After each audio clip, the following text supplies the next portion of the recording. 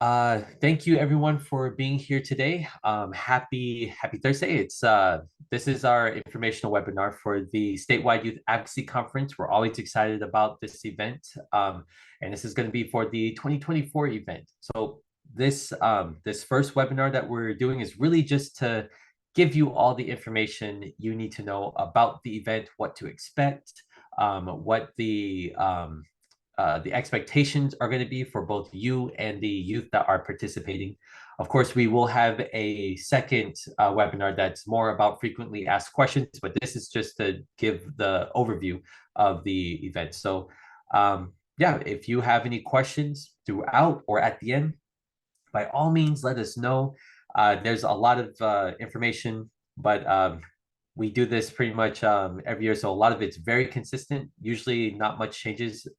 But if there are any changes, we'll be sure to let you know. And if you have been here or attended the event in previous years. So for anyone that doesn't know, we are California Youth Advocacy Network. This is our wonderful team and the staff that's going to be present at the event. And we're just happy to host it every year, happy to have you all participate, and happy to be able to provide the opportunity for especially the youth that are able to attend, because it is a very impactful time for the young people to be together and a good learning opportunity as well. Okay, so I'm going to go through, as I said, all the things that you can expect, kind of what the event actually looks like, what the event actually is, like what's the foundational aspect of the statewide youth advocacy conference, why it matters, and then after that, we'll get into all the logistics where Jocelyn's going to take over and talk about how we register, how to really get involved in that, and what you can expect with like travel and things like that too. All right, so just to put it out there for anyone that is not familiar, the statewide youth advocacy conference, it's basically going to be like a 4-day event, 3 nights, 4 days. And the way that we try to model it is that we try to really include a lot of experiential learning, right? So we don't just want to provide lectures and education, but we want to actually provide an opportunity for the youth that are there to put these skills into practice right after they learn, and also coordinators, right? Because we are all learning in this space, so really want to put that out there. So it is action based with the 4 days that we are there. And then, of course, we're providing the training, the skills, the safe space to be able to practice these skills on site. Another thing that's very important too is we're providing an opportunity for that relationship building to take place, because no matter whatever coalition you're part of, whatever the topic that or the issue you're working on, if that relational piece is not there, you're not going to have sustainability. You're not going to have a lot of retention. So this is a great opportunity for adult coordinators and youth participants to also build that trust amongst one another. And again, in a safe space, practice going through these conflicts, these challenges, and figuring out these issues together so that you can put that into practice out in the community that you are working in. And other than that, we don't want it to just be all learning and work, work, work.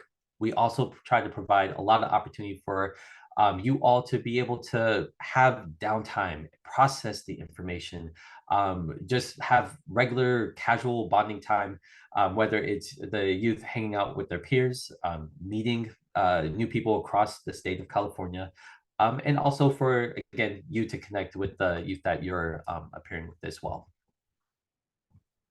Okay. So one major part of the event that we really put into practice is educating everyone on the community norm change. So what this activity looks like is that we're not only going to be providing workshops, we're going to be on a couple of the days actually participating in what's called LARPing, so live action role playing. And the reason why this is important and wonderful opportunity is because, it's one thing to learn theory, right, and kind of get the information. It's another thing to actually be able to go through that process. And so, what does it look like when I do appear in front of a decision maker and I am interviewing them? I am asking them questions. They get to practice that on site. What does it look like when I'm going to do observations and go to a store? And what will that engagement be like when there's the retailer there? They get to practice that on site as well. And also just doing a lot of that community outreach, like how do we build the partnerships? Who do we go to talk and gather that information and then put it into action or turn it into an action piece to present it to decision makers and turn that into policy change. So again, we really want this to be an experiential process and an opportunity for that as well. So not only are they going to be learning about advocacy skills, they're going to also be learning about really like what it means to be part of a coalition, building a campaign, and really changing the behavior of a community through these messages, gathering this data to, again, present it to the community that they're working with. All right, but I think on the bottom, you can see the usual flow is we're going to have, and this is on every day, we're going to have learning sessions. So moments to where we are taking in the information, but then right after that, while the information is fresh, we're going to go into the action piece where we practice the information that we just received. After that, we have a moment to actually gather with your group, reflect on what that process was like, any changes you'd like in the future, learning processes, what that would look like in your own community, things to consider in that aspect. And then, of course, as we said, that time to rest and just have that casual time to bond. So going into more details of what that process is going to look like, these are really like the different avenues that we can expect or activities. So there's going to be moments to where there's going to be data collection, whether it's through observation, again, through interviews of community members. Some of those are, it could be like the principal. It could be a concerned parent in the community. It could be the actual decision makers that are part of the decision making body. And then after gathering this information, you as a coalition, and if you're a smaller coalition or a smaller group, you might be combined with another group, just to put that out there. But you're going to work within your group to actually build a strategy. And we're going to help provide the tools on how to do that. We're going to provide the resources, sort of the paperwork to go through that procedure as well, to where you get to put all that information together, decide which decision makers you want to work with, what partners you want to bring into the space, who you want to invite. So it's really a very comprehensive process, which is reality, right? That you all get to put into practice. And then the activities that we have, I think last year we had opportunities to build a public safety announcement. And we even had like a town hall to where everyone was able to view the PSAs that everyone created. So it's also putting things into practice like that, having a social media campaign or a media campaign in general that youth can partake in as well. And then the last part and the biggest, culmination of all of this information and all of this practice that everyone is doing is that we actually have a mock council meeting. But we don't just have the like the county board council meeting. We also have a tribal board council meeting. So that way we have it where it's inclusive. Everyone gets to see this process, to be informed and understand what that looks like in both forms of governance. So in that process, this is a great opportunity for the youth to be able to practice that, really get used to being in that space, to be able to talk with decision makers, and also present it to the community at large, because they are also going to be presenting in front of their fellow peers as well. Okay, so beyond all of that, like I said, we're making lots of opportunities for fun. We do have, there's a volleyball court that's on site. There's a pool as well. We try to coordinate sort of hiking sessions for any young people that want to participate in that. There's also, I believe there are times where we have art supplies, right? So games and crafts. So we'll bring board games, things to do watercolor, kind of work with, I think it's not quite clay, but something like that. So something tactile. Whatever everyone enjoys, there's going to be plenty of opportunities for them to participate in that, meet some other young people and engage in those activities. I believe also, especially in the beginning, just to ease everyone in, we definitely make sure to include a lot of icebreakers, activities to make everyone feel comfortable and get used to the space among everyone right off the bat to begin the event. Okay. But I think just making note of that time, we do have a very long day that starts around 8:30 where we get breakfast. And then we're going to be doing, like I said, that process of learning and then activity. But around 4 o'clock, from 4 to 5:30, that's when we have free time to relax, eat some dinner, and then have a little free time afterwards as well. And then just to kind of mention some of the fun special activities that we have on each night. The on the first night, again, just to kind of bring everyone together so we can have time to get used to one another in the space. We start with the ice cream social. That's always had a lot of high reception where everyone enjoys coming together in that space, having time to casually have discussions, conversations, meet who else is attending the event. On the second night, we have a wonderful campfire circle where sometimes we do different things, but depending on what the requests are, sometimes we play a game of like werewolf. If anyone's familiar with that, it's like Mafia. It's kind of a role-playing game that we do in a big group. We've had talent shows or where people kind of either share their stories, memories, or even they go on and they present something that they're passionate about. And then again on the third night, especially before the presentation to decision makers, because that's always a very, very heavy, high activity, high tension kind of day.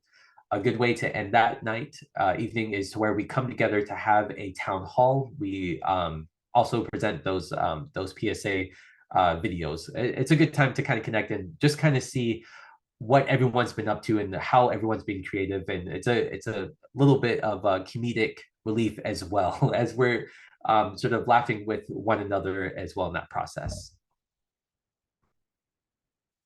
Okay, so what is expected of you all as coordinators, right? This is always important to understand and to also for us all to have like a clear um, definition of, right, what does it mean to be in the space as an adult?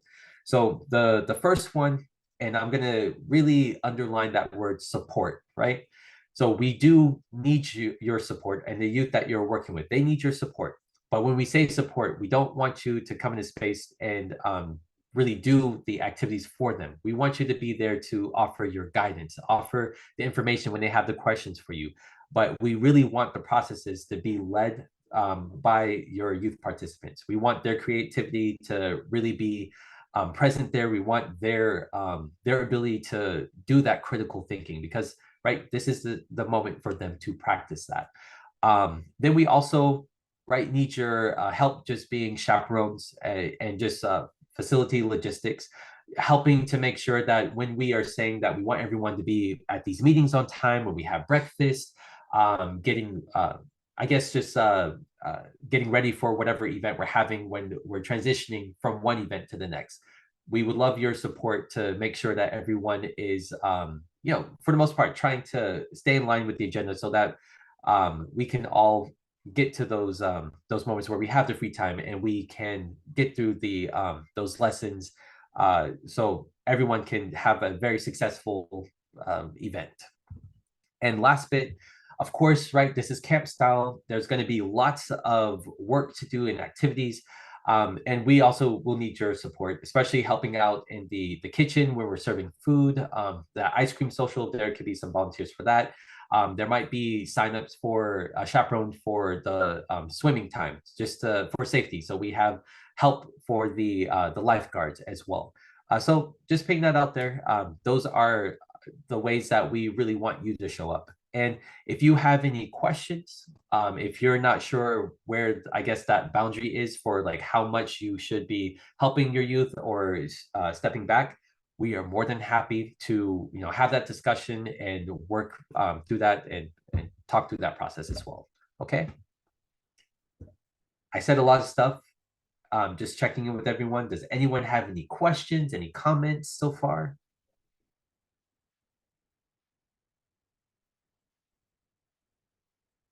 Okay, all is sound. All right. So I'm going to go ahead and give remote control to Jocelyn and mute my,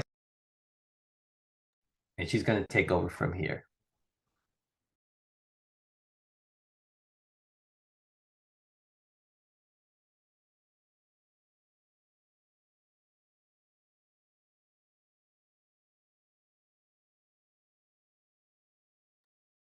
It muted me and it took my functions away. So, let's see. I think it did this last time too. Okay. Did you do that or did I do that? Did you click next? I unmuted myself, but I think you should have remote control now. Okay. Yeah, it's weird. My functions go away, but I'll click through it and I'll let you know if it doesn't work. Okay, hi everyone. My name is Jocelyn. I will be going over the logistics for the conference. The first one I want to talk about is the location. So we are happy to announce that we are doing the conference at the Happy Valley Conference Center, and this is our third year in a row. And it's just really beautiful out there. We are surrounded by the redwoods. It's near Santa Cruz. So it's very isolated in the area. We don't get a lot of foot traffic or general traffic. So it's great. It just really gives us a moment to connect with nature. And yeah, it's just really beautiful out there. So that is where we will be. And let's see. I don't know if it's going to let me click next. I don't think it's letting me. Can you click, Ignacio? Yeah, I'll go ahead. You just let Thank me know you. when. I'll let you know. All right, so dates and times. So we would like everyone to arrive on Monday, July 15th. We will be having registration from 1:30 to 3:30 p.m. under the gazebo. And like Ignacio had mentioned in the beginning, we will be having a follow-up webinar to let coordinators know more information on like where you go, where you enter through, what the gate code is, things like that will be mentioned in the next webinar. But yeah, all you need to know for now is that we would like you to arrive on Monday, July 15th, anywhere from 1:30 to 3:30 p.m. And we would like you to leave by Thursday, July 18th, at 1 p.m., but no sooner than that. And that's because our most important activities, like the LARPing activity, will be on that last day. So we would prefer if everyone set their travels to depart by 1 p.m. because by then we'll be done with all of those activities. Yes. Next, please. Real quick, can I add one more thing real quick, Justin? I think another important activity that we do on that last day is sort of a really in a way a closing circle or closure. I think it's very important to acknowledge the need for that space if you can stay that long, because it's a good way to help young people like process what they've been going through, because it's not just about the event.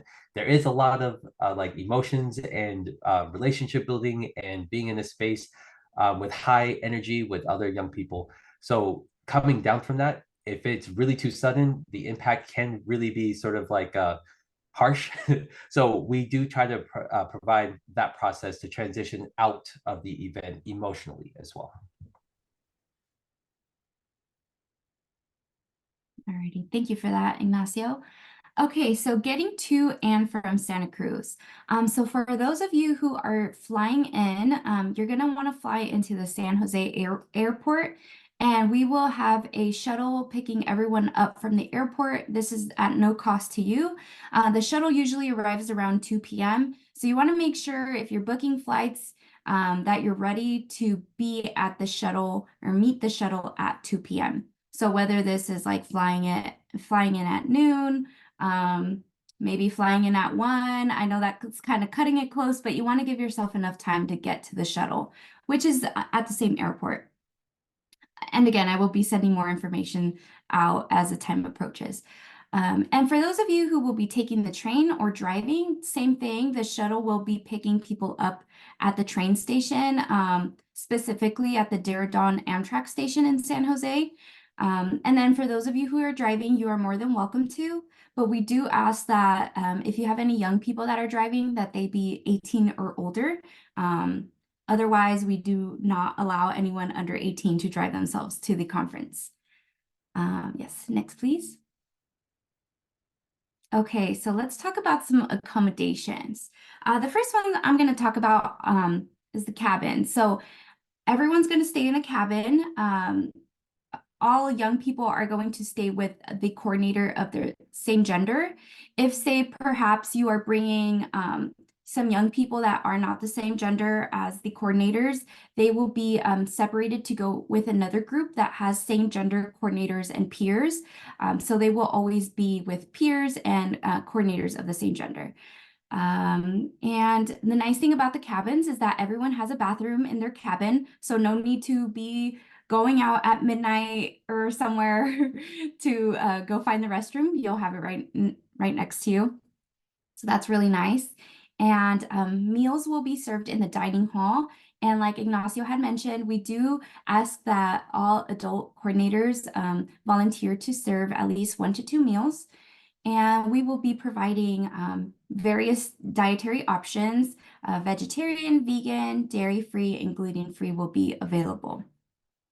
And lastly, cell phone use. So this is a big one.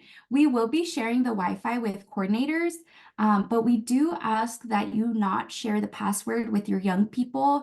We heard a lot of, on our evaluations from last year, we heard a lot of pros coming from the young people saying that they actually liked that they weren't able to use their phone and connect to the Wi-Fi. Although maybe it was a rough transition at first, but they ended up like really liking it, that they were able to connect with everyone. And again, it's really beautiful out there. So it's just like, it just all comes together. But we totally understand if you have some young people that get homesick.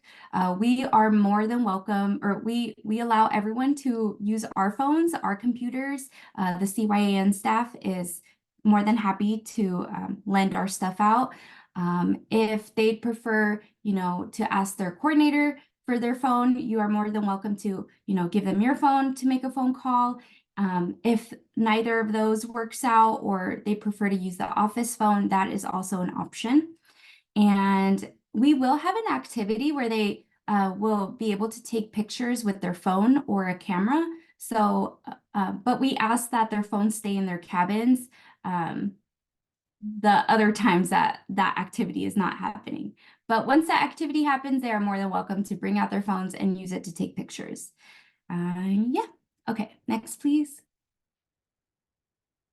Okay, so we will be having an on-site nurse present at all times. That is Camp Nurse Hazel. The arrow is pointing to her, not me. I'm not the nurse, but Hazel's amazing. She's been at the campsite all 3 years. And she was also like a camp leader, so she's great with everyone and she's such a fun time. So she will be familiar with everyone's medical conditions and allergies, as we will be giving her a medical binder with all the registration documents in there. And yeah, so we do ask that adult coordinators be responsible for any of the youth medications like that are prescribed to them. You guys can be responsible for that. And very important for you to remind your youth, if they have an EpiPen, to bring it, because we will not have any EpiPens on our site. So it's very important, if you have a youth with an allergy or if you yourself have an allergy, to bring an EpiPen.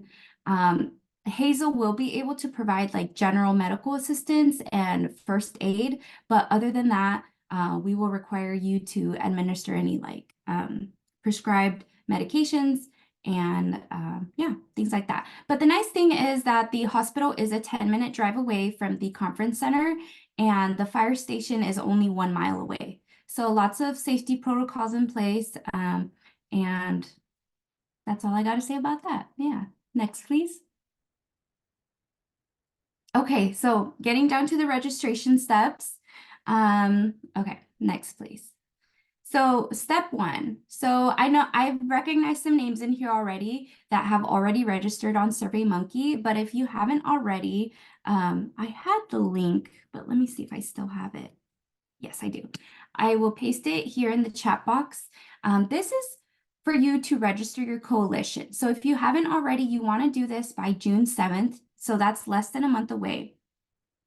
Once I see that you have registered, I will email you your confirmation link and that will list the rest of the steps. But I had something on the top of my head, but now I forgot. But yes, okay. Can you click step 2, please, Ignacio? Okay, for those of you who have already registered, I've sent you a confirmation email and there's 2 links on there. This is the first link. This is where you're gonna register your youth. So the first step lets us know that your coalition is interested in coming. This step 2 is letting us know that you actually have youth that you're trying to bring. So that link is going to send you to a Google Sheets, and there you can input any of your youth information and any additional coordinator information that you will be bringing. And then you are all allowed to bring up to 2 adults and 5 youth. If you have more youth that you want to bring, you are welcome to add their information underneath the yellow row where it says waitlist below. You just input the same information as you did above for the rest of the youth. And then we will be able to let you know if you got those spots after June 21st, because that's the deadline for inputting youth registration information. And then we will know if there's extra spots to give out or not. So make sure you get this step done by June 21st. And the last step is to turn in your liability form. So this includes adult and youth liability forms. Like I said, that same email is going to have a link to this Google Drive. And in the Google Drive, it will look like this. You will have an adult coordinator packet and a youth registration packet. And there's a couple of extra things in there, like a packing list and a parent letter. It just provides more information to youth on what to bring and to parents or guardians on what exactly the event is. So those don't need to be filled out, but they're just extras to give out. Those are nice to have. But the registration packets are available in Spanish. And there's a folder in the Google Drive as well for that. And then the forms can be filled out digitally or by hand, and you are encouraged to send them over to me, as I will be the one checking it off the list, letting us know that, you turned it in. And once you've turned this in, then you're all set to go. And the deadline for this step is June 28th. Okay, next, please. All right, so a recap on the important deadlines. The first is you want to register your coalition. That lets us know your group is coming. That's June 7th. Step 2 is to register your youth and any additional coordinators. That's by June 21st. So that lets us know like, hey, our group is thinking of coming and we actually have people. So here is who's coming. And that also lets us know like the shirt size, any dietary restrictions we need to relay over, things like that. And then step 3 is the last step, and that's to turn in all of the forms. So as you can see, from step 2 to step 3, there's only like a week. So the sooner you register, the sooner you get that email from me, the sooner you get access to the Google Sheets and the Google Drive, where all of the important stuff is. So yes. Next, please. Yeah, I think that was it. All right, well, here's all of our contact information. We have Kim and Vicky, who will be the emergency contacts. So you're welcome to contact them with any pressing questions. Ignacio will be in charge of the activity information. So if you have any questions on the activity stuff, you can go ahead and email him. And then I'm all things logistics. So if you have any questions on registration, how to come to Santa Cruz, any information about any of that stuff, I am your person. So I will leave this open for, I don't know, Ignacio, if you want to add anything, or if Kim or Vicky, you want to add anything, but yeah, I'll leave it there if anyone has any questions. Okay. Yeah, I didn't have anything else to add, Kim. All right. And actually, I got a question from Juan. The question was, can a project take two different coalitions, 6 youth in Mm, each, to camp? We have two separate coalitions in separate counties that are working on two different policy objectives. Yes, Juan. We ask that there's just different coalitions. So one organization can take different coalitions. The same ratios will be applied. So each of those different coalitions can take up to 7 people. But you are more than welcome to list that additional youth under that wait list bar that I was talking about. But yes, the question to your, or the answer to your question is yes. Thank you. I appreciate it. Mhm. okay. Any other lingering questions, thoughts, comments? I just threw mine in the chat. It's Ellen and Breathe. Yeah. I just have a youth who's coming who identifies as non-binary and was a little concerned about room arrangements. So I just wanted to check in on that for them. Oh, sorry. Were you going to say something, Ignacio? No, go So I ahead. can- Chelsea. Okay. Yes, Ellen, that's a great question. Yes, we do case by case. If they feel more comfortable hanging around with, say, in your cabin or vice versa, we are totally, we want to make sure everyone's comfortable and in the best cabin they see fit. So case by case, I will be reaching out to you with more information on that. But yeah, that's a great question. Perfect. Thank you. I figured y'all are always great at handling that kind of stuff. I know I see 2 notifications in the chat. Was there any? Nope, I think that was it. Any other questions at all? Anyone? I have a question, Jocelyn. You did such a great job last year. My kids really enjoyed the camp, and I know they're looking forward to new ones. I heard about it. Are you gonna be providing help like you did last year? Because I know in our budget right now we have like no money for it. Yes, Melissa, I actually emailed you. I was emailing last night. I was sending out those emails. I emailed you last night. We are doing also case by case. So if anyone needs assistance, we are asking that people send estimates and itemized an itemized kind of like an estimate of what you're going to need. And then once we have that, we're gonna look internally at our budget and see what we are able to help out with.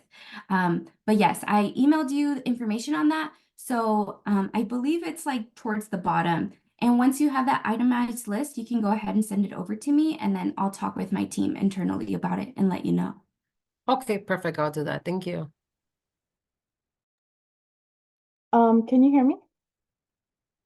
Okay, hi, yeah, I'm Sirena, I'm with San Pasqual. This would be my first time attending. I'm like 1 month into this position, and then, yeah, thank you.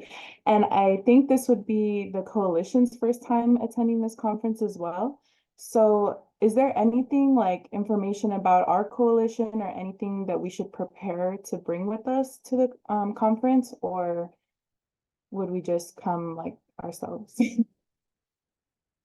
Yeah, we ask that you just come yourselves. But I believe Kim, I think you might be better one. I know we had talked about like some preparation stuff before coming to the conference, but not sure where we stand with that. So Yeah, so one of the things that's a great question, and we'd love to have you all. I think one of the things that's usually the most surprising part of the conference for those who haven't attended before, and also those who might be new to this field, is that the activity is pretty intensive when it comes to organizing and advocacy work. And if you haven't received training on how to do that specifically in this field, then it might feel a little bit overwhelming to go through the activities, because the way that the activity works is that the coordinators are really the ones that facilitate the process for their youth partners. And what we're doing this year is we're going to be building a web-based training on the whole process and the system change piece and how to do it. We've gotten some really great feedback from our conference last year on how to make the binder that we offer to all the adults a little bit more comprehensive and easier to absorb. And then just know that throughout all of it, that we're also there the entire time to step in however it's needed to be done for you all. So definitely know that we're a resource. If you ever feel overwhelmed, let us know. But otherwise, that's really it. Another thing that we're going to be introducing this year that we hope will be helpful for all of you, and actually taking this as somebody who used it myself with my own child, but we're going to be sending home also a toolkit for parents and guardians on how to support students in being prepared to leave home for 5 days and possibly have no communication with families. Homesickness is a real thing, and for a lot of young people, it's really hard to just leave and especially go to somewhere that they don't know. So we're going to offer some tips for families to help prepare them, and for young people to also know that they're safe and they're okay when they're at the conference. And I think that hopefully that will make it also easier for you all to support your youth partners the week that they're away. Thank you. And Sirena, welcome to the community.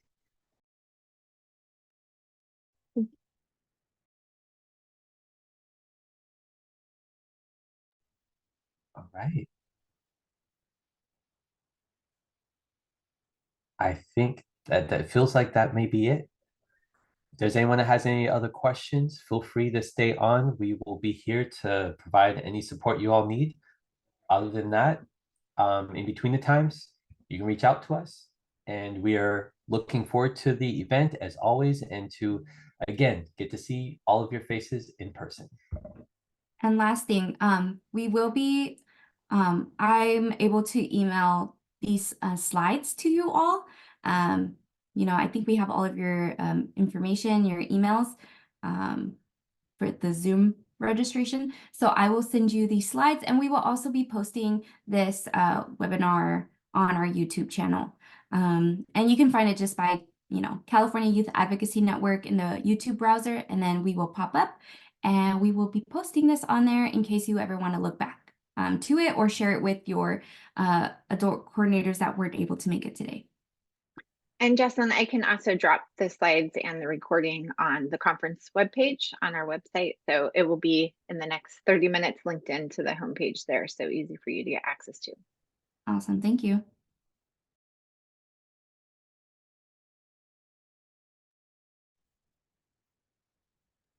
Thanks all. Have a great day.